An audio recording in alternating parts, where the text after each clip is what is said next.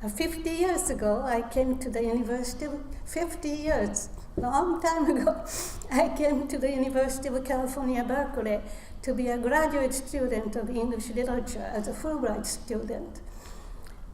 It was an extremely tough life for someone who could read the Chaucer's Middle English, although she had to look up every other word in OED, Old English Dictionary, but was utterly poor in daily conversation in English. It was a real struggle. But the culture of San Francisco and Berkeley then, it was so fabulously exciting. The UC Berkeley had a Pablo Casals, famous Spanish cellist, teaching music, and then Jean Renoir, who is the son of the Auguste Renoir, who was the Impressionist painter. He was there showing his film every week and explaining. And also, those are the times that liberalism, being a liberal wasn't a bad thing, as it became afterwards. So, to me, I was educated in Japan about that, but I really learned what the liberalism is. In my opinion, then was, I hope it's now too, you listened to every opinion before you make up your mind. And how important that is. And also, I quickly, very fortunately, to become friends with lots of artists who were really trying to find a new style of art and everything. They were living everything that they made in their own hands. And I kind of learned that and lived up like that. So now my lots of savings gone, and I have to live very simply that philosophy of do simply whatever you have. It's great help, and I'm very grateful to those people.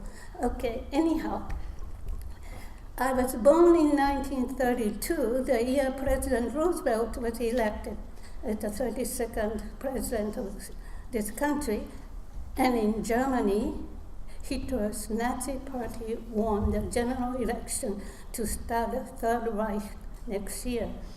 The year before, leaders of the Guangdong Army, the very aggressive branch of Japanese army, provoked an incident to lead to a Japanese takeover of Manchuria. You know where Manchuria is, northern China. And this incident referred to as the Manchurian incident was the beginning of Japan's rise of militarism. They were these rightists trying to conquer whatever they can in Asia. And a very stupid idea, but some people believed it. And so it led to the start of the Sino-Japanese War in 1936. I was only 4. And eventually to the Pearl Harbor attack in December 1941, when I was 9. In March 1945, 4 years later, I finished my elementary school and was about to move to my grandparents' house near the city of Hiroshima, so that I could commute to what my family and I thought was the best school in the area. But at the last minute, my parents thought that was a stupid idea. Many cities in Japan were already being attacked, American airplane. So they didn't let me go. If I did, I wouldn't be here today. Everyone who went to school that day was dead. My school in Hiroshima, I would have gone, was near the epicenter of the bomb. the nuclear bomb, first nuclear bomb.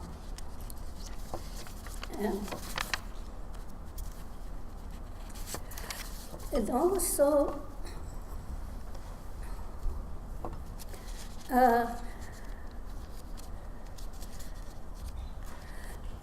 we Japanese say that 1931, I just talked about the Manchuria incident, and 1945. It's not just between 1941 and 45, but those 15 years, just the year before I was born, and I grew up until I was almost 13 years. Those were the worst periods. We usually refer to that period, 15-year war period, meaning that was the worst period in Japanese history. Why? Let me quickly remind you that Japan had a kind of golden age previous to this period. Faced with technological superior powers demanding to get into Japan and start dealing with diplomatically, Japan went through a kind of revolution in the middle 19th century. And 1868, it established a constitutional monarchy. And then she quickly hired specialists from USA and Europe, probably for the highest salaries that anyone paid in the world then. And just to learn mainly scientific, technological things, and then at the same time sending lots of Japanese abroad to study. And so quickly, within the 5 years, railroads built connecting major part of cities, and the modern postal services established a new school, new compulsory education spread, and more important is the new military forces drafted from all classes. Before the military was samurais, as you know, samurai warriors and bureaucrats, highest class. But this time from all over every other class. And then, so within the 45 years, under the one emperor, Japan became a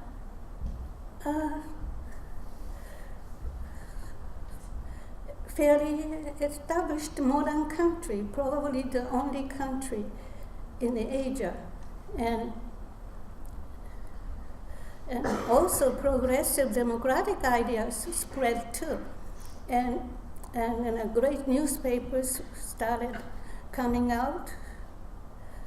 And by the way, it is interesting to note for these 45 years, Japanese academic world found the translation words just about every scholarly scientific terms in Japanese.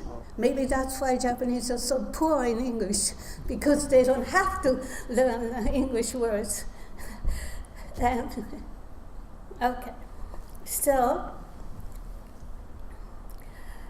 yet, at the end of this golden period, and then a 15 years war starts. At the end of the 15 years war, Japan's unparalleled success in the preceding time turned to ashes, like the street in Hiroshima on August 6, 1945. Everything went down. When I first began to live in San Francisco, 50 years ago, I began to commute to Berkeley. My landlord invited a Quaker lady, pacifist lady, to introduce me to. As soon as we sat down together, she said that what happened to Hiroshima was a horror, even though Pearl Harbor does not match it. It was, for the first time, I began to learn that in America, Hiroshima and Pearl Harbor are the both ends of the war, like a bookend. I didn't know that. I feel that in a way this equation is a little bit dangerous because it has left us with a simplistic mentality towards us and them. I would like to think instead maybe we should learn it's a part of the great tragedy. It's not one thing to write off the other, no. It's a simultaneously remember both Pearl Harbor and Hiroshima and all that came both before and in between. Not a trade-off, but both a tragedy. I was given the opportunity to talk about Hiroshima by local paper to do about 15 years ago, December 7th here. And they thought it was kindness to ask me to talk about Hiroshima. That's a fair thing to do. But then, you know what I wanted to say? By then, people in Japan, especially thinking people and suffering, people who suffered after the bomb and survived, now they don't think that the question who dropped the bomb was not so important. It can be any group or any nation. If Japan had a bomb, they are the first one to realize. If the Hiroshima people are the first one to realize if the Japan had a bomb, they would have used it. So just blaming America doesn't do any good. Okay. Now we just have to prevent from spreading the bomb. You see, since 1960s, so-called nuclear deterrent theory, I don't have time to explain that, somehow became prevalent, very popular. That meant owning the bomb became a prestige to the country, like India. And when India had a bomb experimentation in 1998, the Pakistani president said, we'll have it, even we ate grasses. And they did. And that's where we stand now.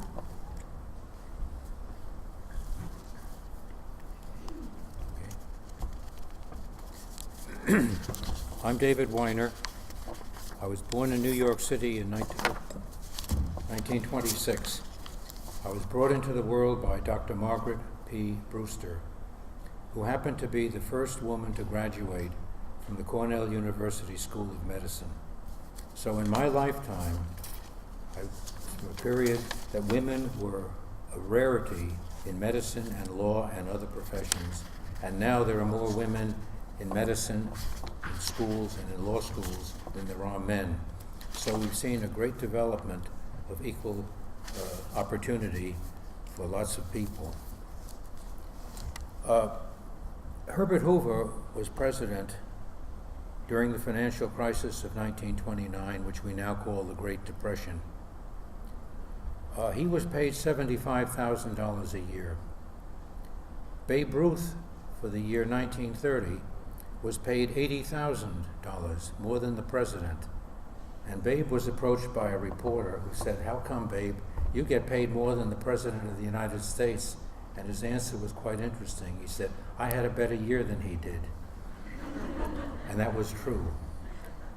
I'm talking a little bit about history, but I'll throw in a little colorful stories, because to you and to your position in life at this time, your generation is the hope of the world.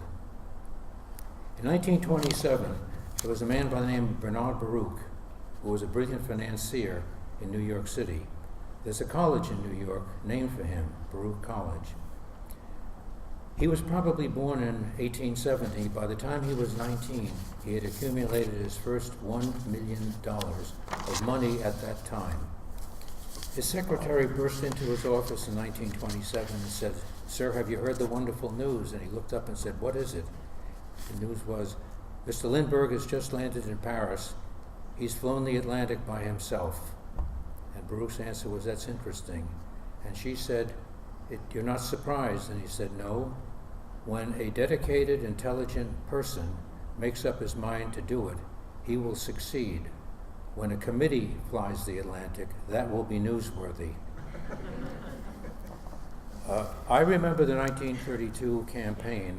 I remember the 1933 inaugural address by President Roosevelt.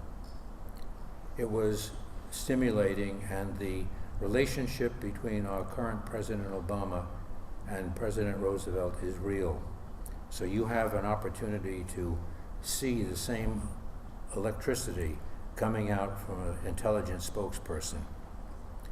But the Great Depression was more than a financial disaster. It was even a greater mental depression. Unemployment reached 25 to 30%. 1/4 of the farmers lost their property in their entirety.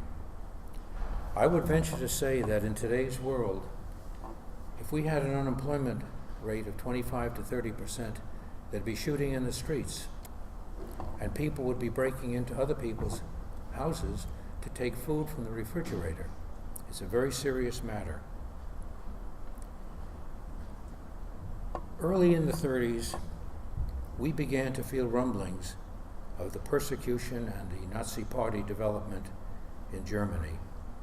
Now, my mother was born in Hungary and came to the United States at the age of 7 in 1897. My father was born in Lithuania and came to the United States in the 1890s at the age of 19.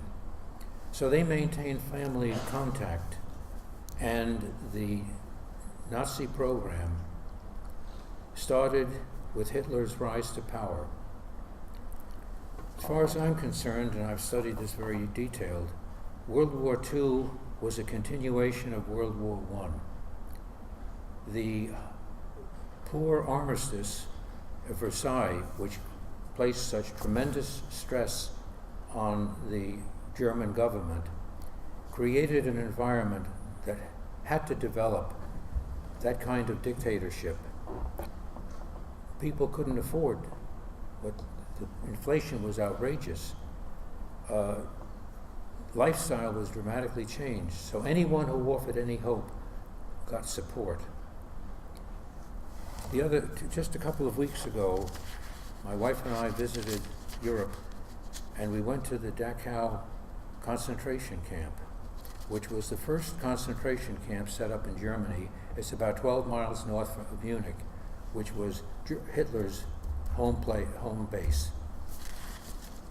In touring the Dachau camp, one of the people who worked the gas chamber and incinerator came home, and as normal with the working people, his family said, "How do things go today?" And the answer was, "Not too bad. We killed and burned 800 people. Tomorrow we're going to try for 1,000. During the course of the war, 31,000 people were executed and burned in Dachau, and probably well over 6 million in the whole Nazi program. I think if we had the League of Nations and a fair armistice, World War II wouldn't have happened. And one thing that we have to remember, we at that time were the largest producer of oil in the world, and we shut the oil flow off to Japan. If you imagine what would happen if the OPEC countries were to shut off the oil flow to the United States, we might have some better understanding that both of these actions were probably preventable. And it's up to you and to the rest of us to see that that doesn't happen again. The world cannot tolerate a major war in which atomic weapons will certainly be used. During the 30s, there were several events that clearly showed what was going on in Europe. the SS St. Louis left Hamburg, Germany, with close to 1,000 refugees that were going to Cuba. And while the ship was en route to Cuba, the German government persuaded the Cubans not to let the ship land. It didn't. And they came to the United States, and we denied it access. So those 1,000 people had to go back to Europe, and most of them were not even given help. They were exterminated. Finally, the government of the United States began to realize that we had a real problem on our hands. And President Roosevelt, who was Assistant Secretary of the Navy in World War I, came up with an idea of how he was going to contain the German military effort. So he summoned the commands of the Navy and the Army to the White House, where he was going to present his plan. Among the people who attended, in the Army we had the Chief of Staff all the way down to the least senior member of the Army group, who was 34th in line, and his name was George C. Marshall. When the president's plan was presented, he asked the officers there, "What do you think of my idea?" And every one of them said, "It's a great idea, Mr. President. Let's implement it at once." Except when Marshall, the most junior member, answered and said, "Mr. President, I don't like the idea at all. It's not going to work, and I won't support it." The meeting ended. Marshall's associates in the Army came to him and said, "Marshall, George, you're dead. Your career is over. You're through." 4 months later, the Army Chief of Staff's term expired, and Roosevelt said, "I want George Marshall as my Chief of Staff. I want people who are going to tell me what they think, not what they think they want me to hear." And I think we have the chance to do that, because Marshall was a brilliant military commander, Secretary of State, Secretary of Defense, and one of the instigators of the Marshall Plan, which permitted us to more reasonably help the losers of the war, World War II, to rescue themselves. And now we find our enemies are now amongst our most trusted friends and allies. Shortly after that meeting in 1968, Roosevelt wanted to incorporate a Selective Service Act to draft people for the military. And the term was for 1 year. And when the renewal of that act came on in time, Roosevelt knew that he couldn't sell that to the Congress. The attitude in the United States at that time is, Europe is 7 days away by boat, and Japan is even further away. Who the hell cares what happens over there? It has no impact on us. And the feeling of isolationism was real. And Roosevelt knew that he could not get that through the Congress, the extension of the Selective Service Act. So he turned to George Marshall and said, "Why don't you go to the Congress and persuade them?" And Marshall was successful. On September the 16th, the act was continued, 1940.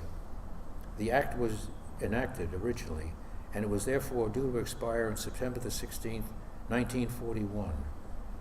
The vote passed in the House of Representatives by a vote of 204 to 203. One vote, or else the draft act would have been scrapped. 4 months later, we faced Pearl Harbor. Can you imagine what we would have faced without some sort of military training to avoid the invasion of the United States by both Germany or Japan? It would be real.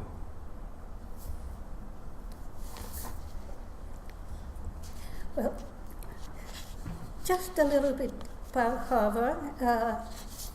I was 9 years old, and actually I was terrified. Many Japanese people were happy and screamed, "We won, we won." But I was really terrified. And I wasn't real exception, because the reason was I had my dear aunt and her family immigrated to Oregon and living successfully. And I was so afraid of them. And in Hiroshima area, there are lots of people who immigrated to America.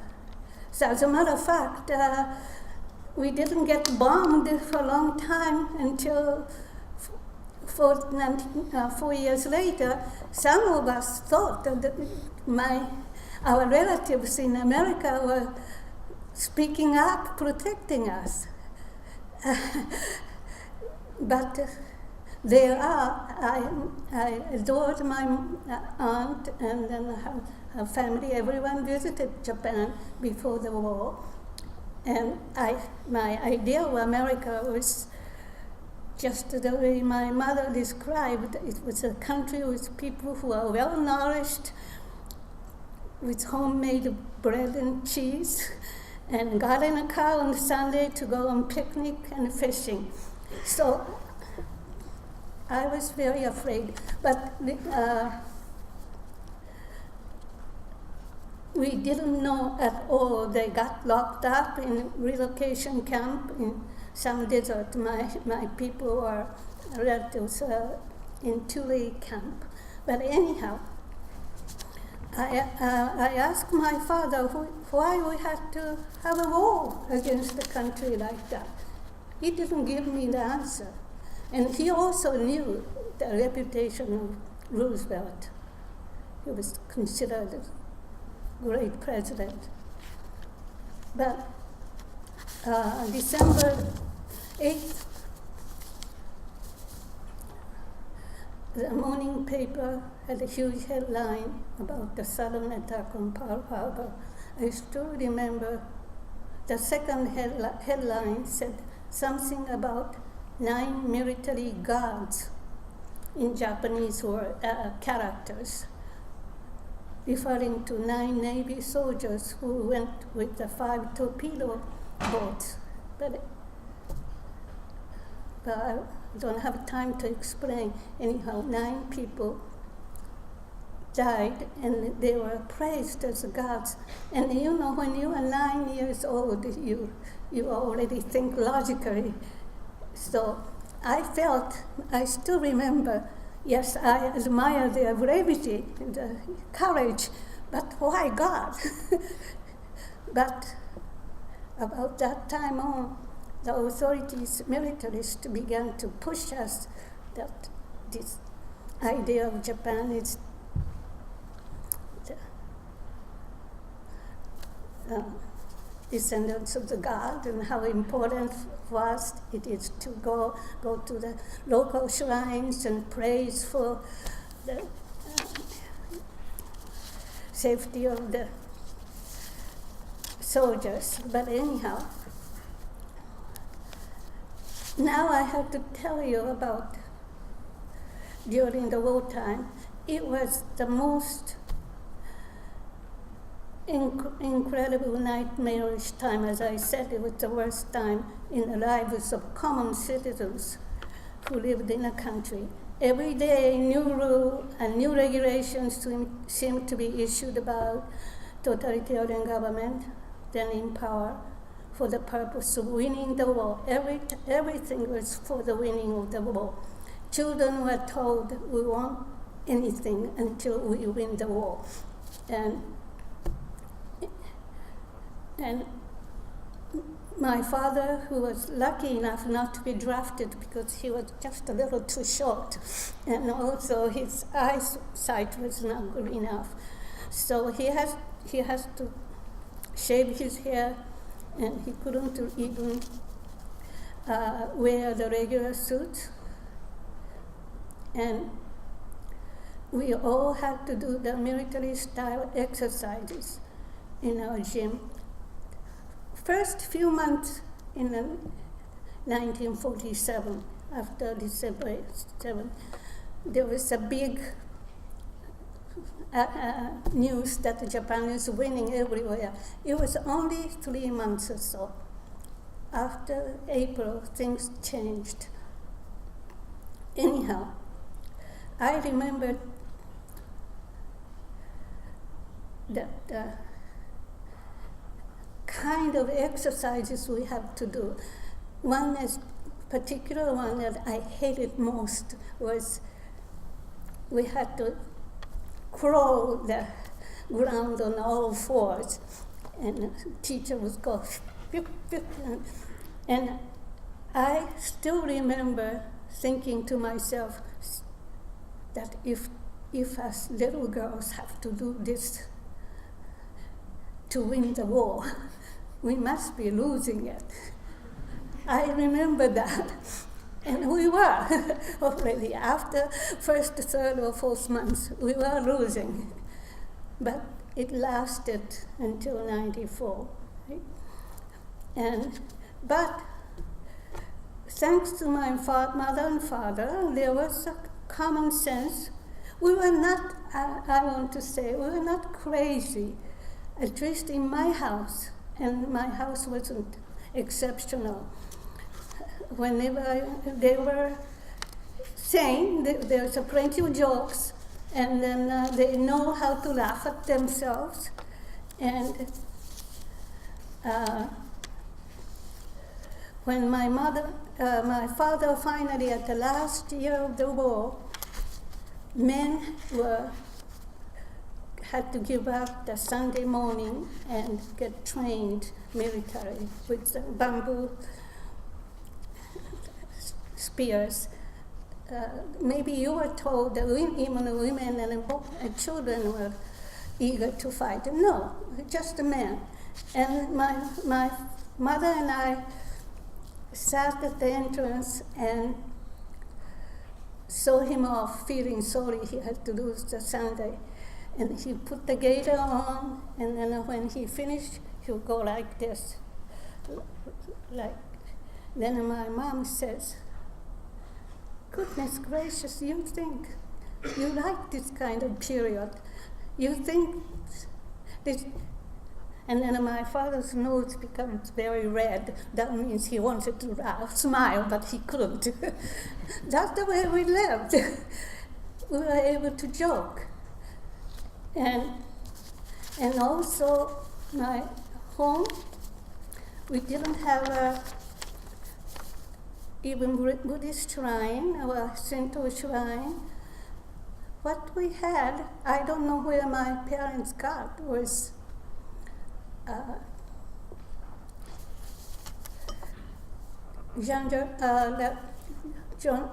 Francois Millet's The Angeles, that the farmer and his wife were praying.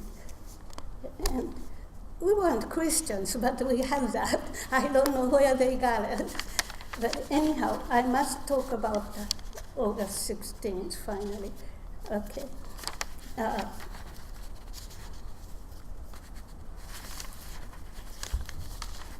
out of time. We're running out of time. Okay. Finish where you are. Shall I? Well, as I told you, I would have died if I went to the school. But I was in a local school on August 15th. August 8th, I'm sorry. No, August 6th, I'm getting confused. Anyhow, I was about 30 miles away from Hiroshima, and we saw a flash of white light, and then a boom, that sound, because light travels fast. And then we saw that fantastic crowd. And my classmates who came from that area started crying. They thought it in their own village, but then we were told it was in Hiroshima. And by the time I came home, walked home in the afternoon, town was filled with people who had burned and died. The trucks carried them to town, and then they were placed in various public buildings. And I was 7th grade, and the 8th grade on, they had to go to the city to help people who, I don't know what they could have done, but anyhow, some of them had too much radiation and started losing hair. And then us, 7th grade, had to go and help people who were dying. And we didn't have enough medicine, we didn't have enough I think all I could do is giving a little water to the people who are dying or listen to the story. And that's how I came to face that Japan lost the war in August 15. Okay. With Pearl Harbor, the word united in our country's name became real. I was just entering high school and served as a messenger for the civil defense activity. My wife was sent picking vegetables in farms during the summer. Oh, yeah. I hope you heard some of it. No repeat.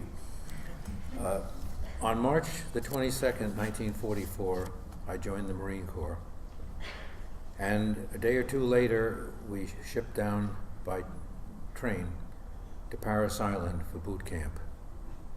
The trip took one night, the full day, and most of the next night, and we arrived at Paris Island at around 2 o'clock in the morning, amid cries from some of the other recruits, "You'll be sorry." Well, I was so hyped up I couldn't sleep. We were taken to an empty barracks. There was a pile of old mattresses, and we were told, take a mattress and go to sleep in your clothes, and we'll wake you up at 5 o'clock, which didn't give us much time for rest at all. As I say, I was absolutely so excited about joining the Corps that I couldn't sleep. And I noticed to my surprise that many of the people who were there were crying. I couldn't understand it at the time because the Draft Act was expanded to take people up to 35.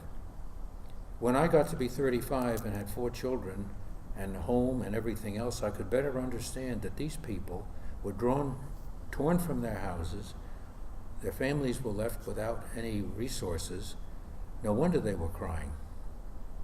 I was a member of Platoon 177. The drill instructor was Corporal Thornton.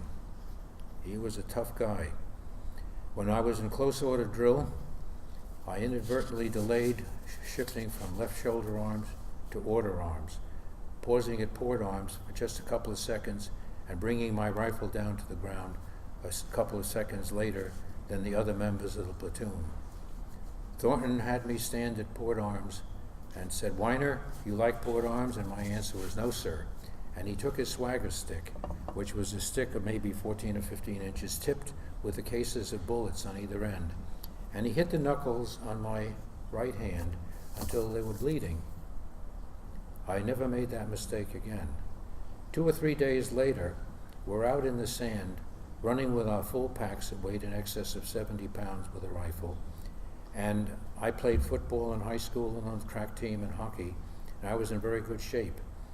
And I'm running right behind Thornton, and I mumbled under my breath, "You son of a bitch, I can run faster than you." And he turned and smiled. It was the only time I saw him smile in the entire 3 months of boot camp.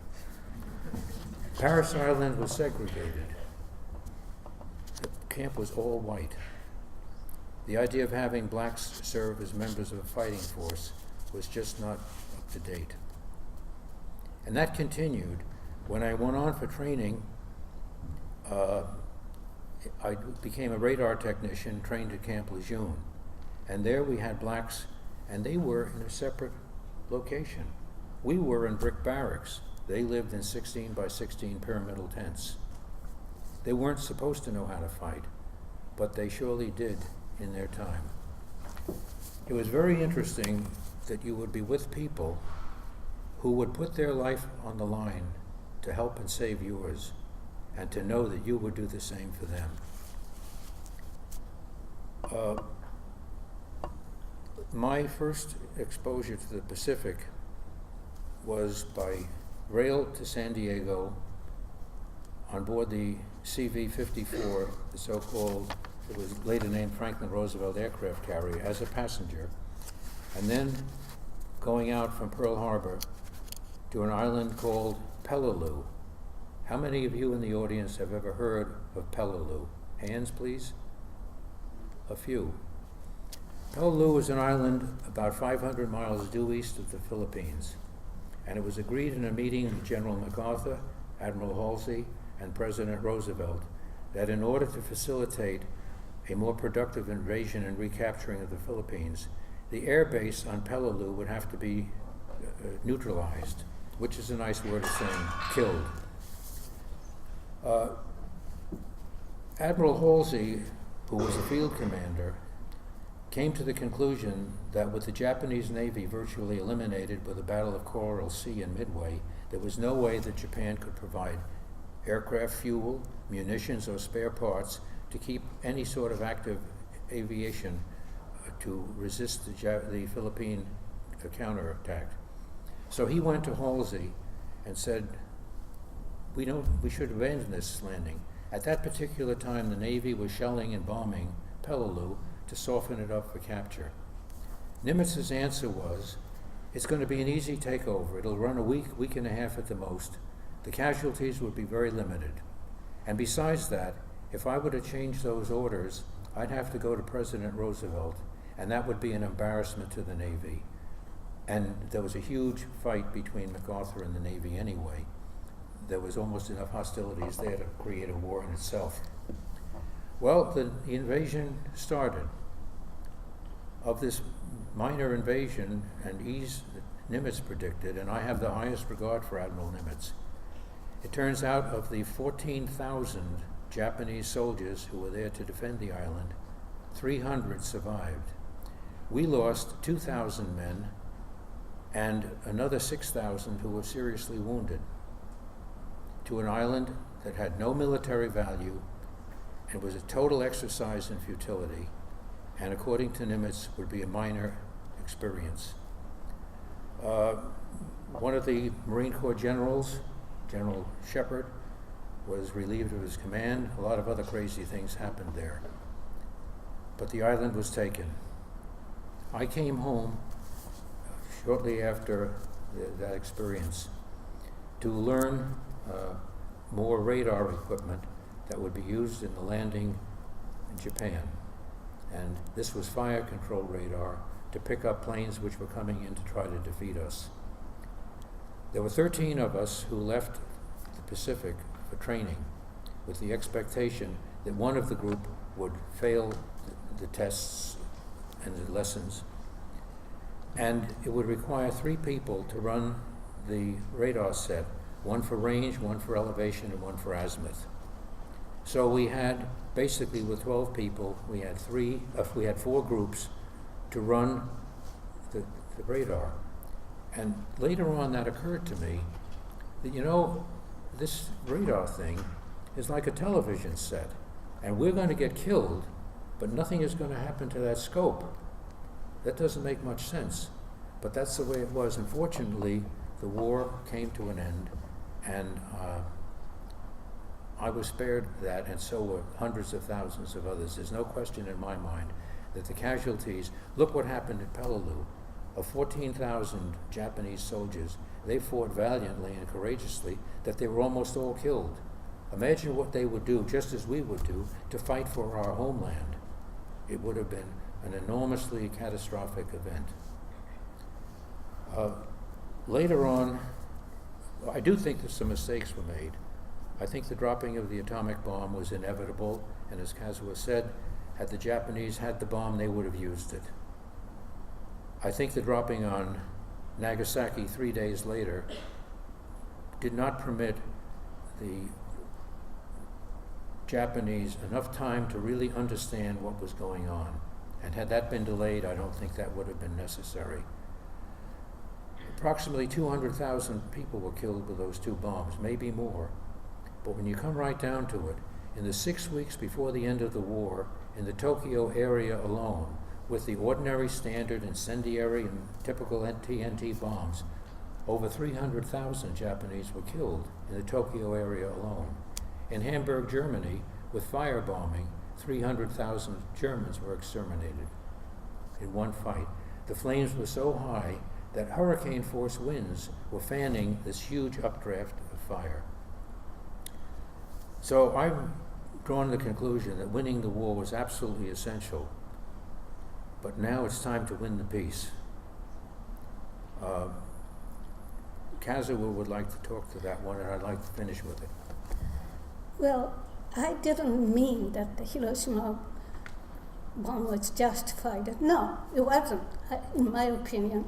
It shouldn't have been dropped. Any bomb, such bombs should not have dropped. That the Hiroshima people just decided, just blaming America, didn't do anything. Only thing they could do is work hard and telling the people what one bomb could do. And everyone has lots of stories to tell. Somehow we have to stop it. And that's working hard for that purpose. They more or less recovered. And yes, you could say bomb did end the war, maybe just 2 months sooner. Even without the bomb, most Japanese historians believe Japan would have lost it by October or November. But what it did was it ushered in the age of nuclear weapons. And David brought in an interesting story about Bernard Baruch.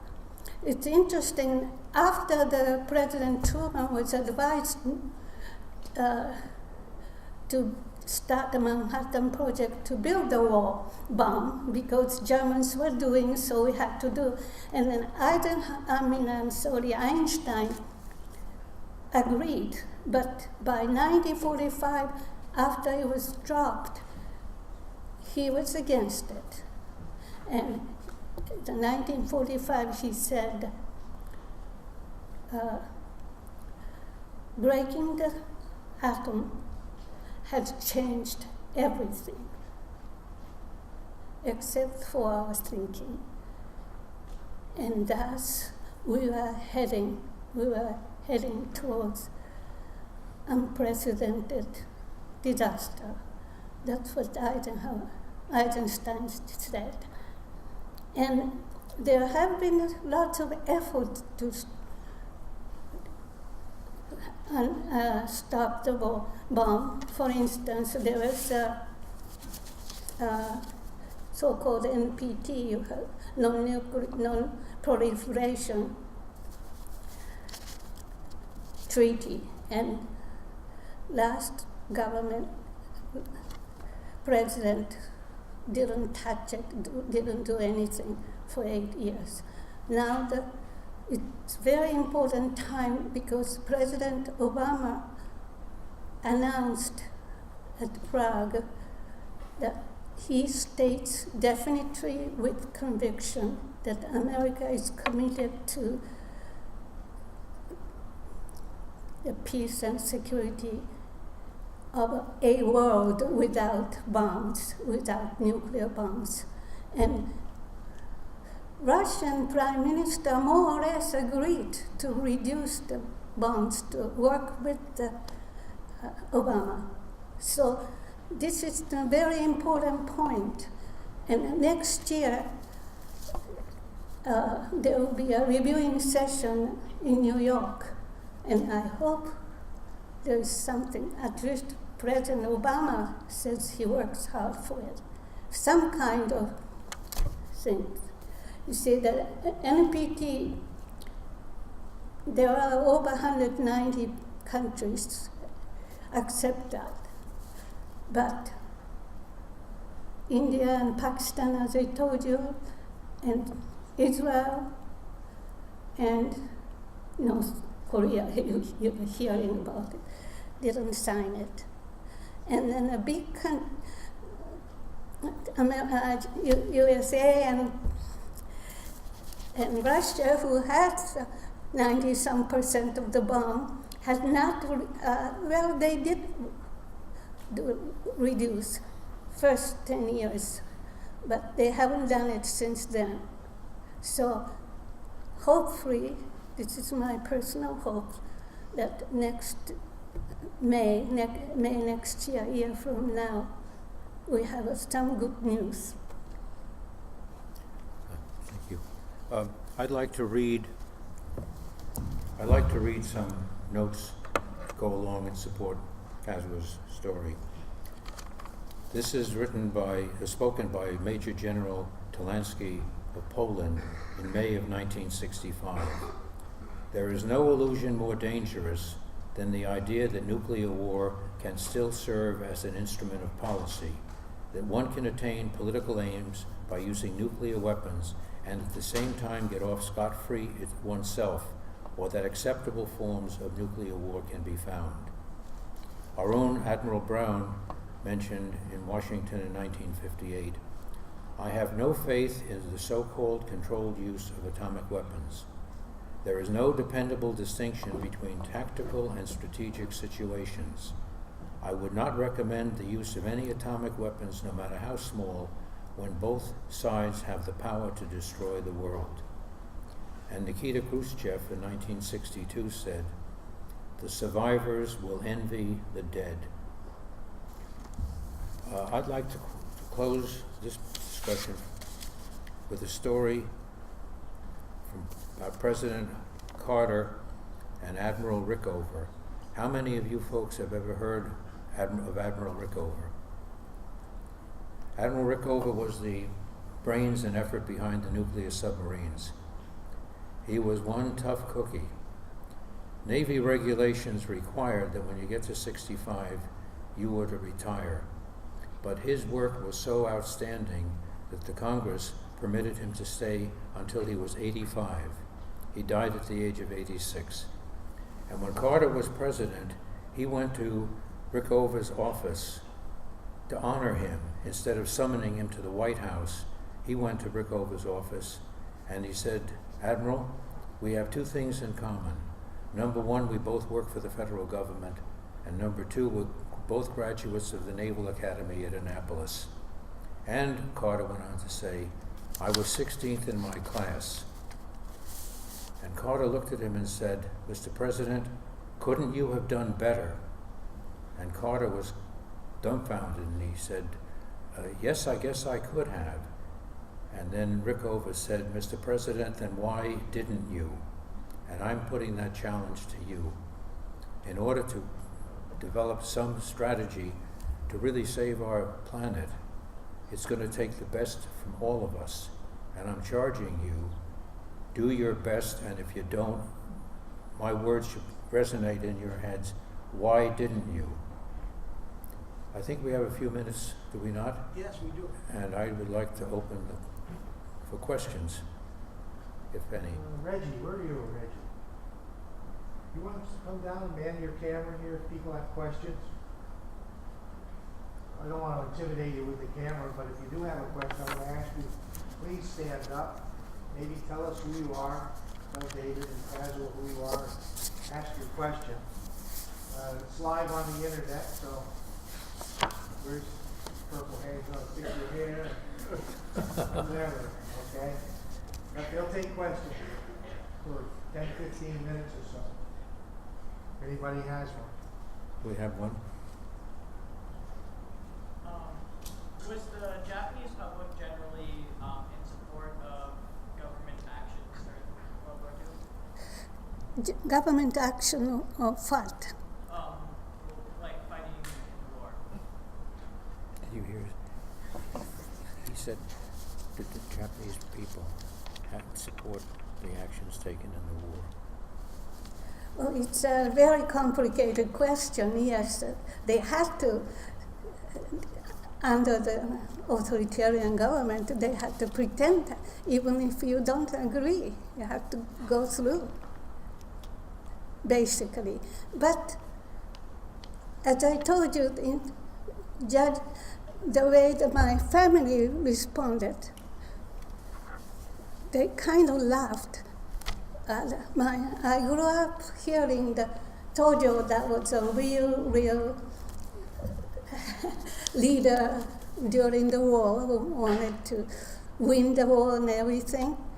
But he wasn't Hitler or Mussolini. He didn't have that much support. My family or my friend's family was saying, well, he goes around and looking into the housewives' basket, shopping bags, just to show he was concerned that people have enough food and things like that. And everyone is laughing. Of course we don't have it. That's just silly. So there are plenty of voices I remember hearing that he was not respected, but he managed to hold on almost toward the end.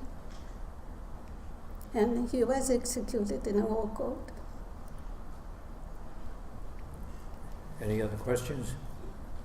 Yes? My question for you guys is, how did you two end up meeting and decide to talk to people? Is there any way we can get a Here is microphone the there? culprit sitting there, Peter Lynch.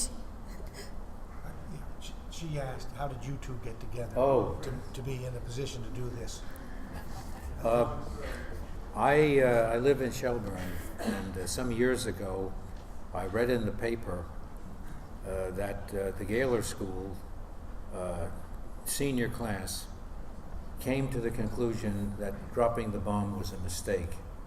And I didn't feel that way, so I called the school and met Peter, who was the teacher of that class, and I was invited to put another view down, which I did.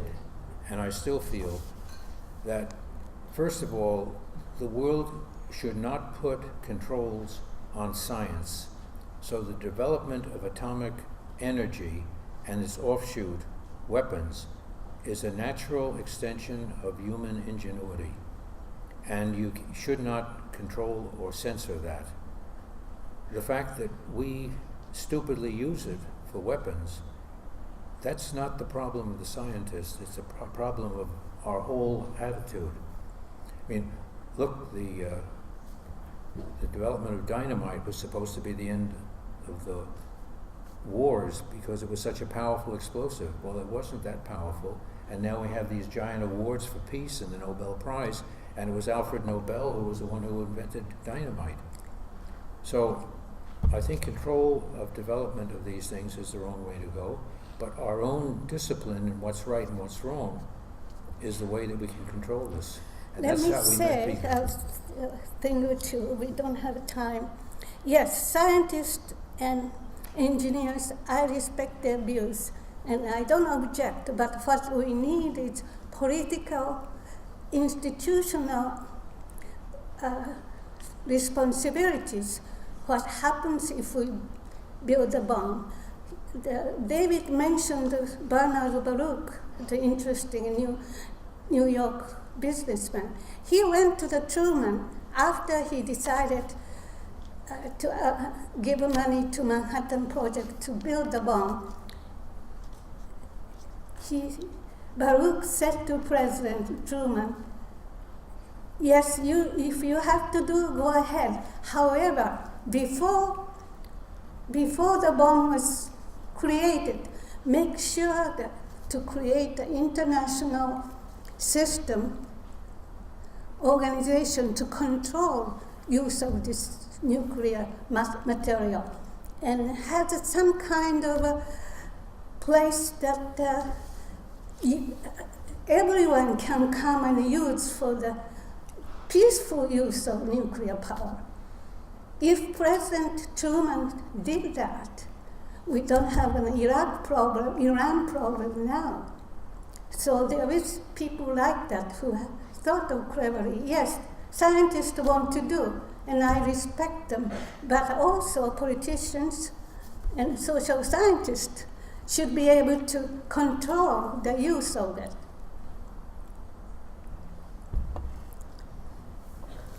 We have a few more minutes. Any other questions?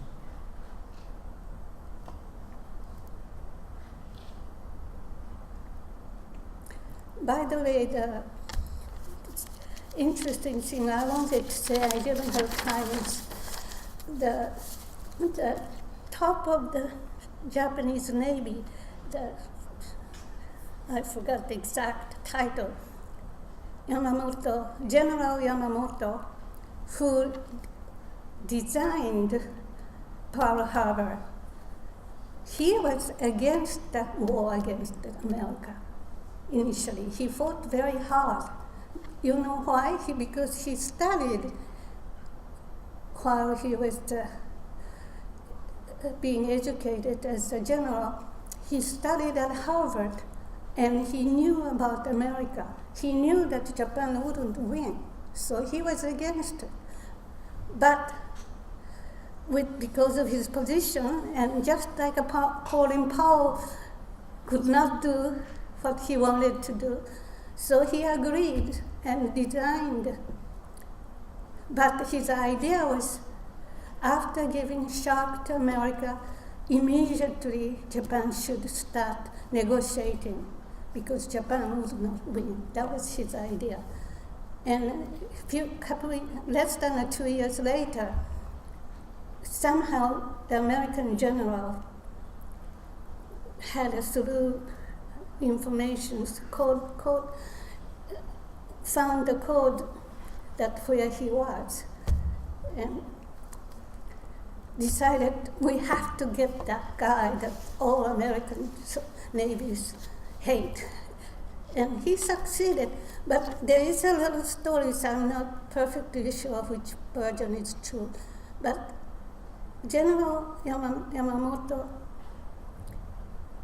knew the day he died, he had to die.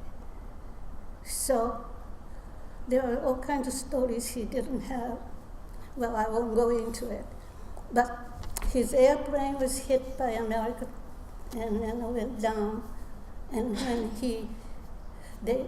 his body, corpse was found, he was sitting straight and just like a soldier, with the sword in the seas, holding it on his lap. So people thought he knew he had to die on that day.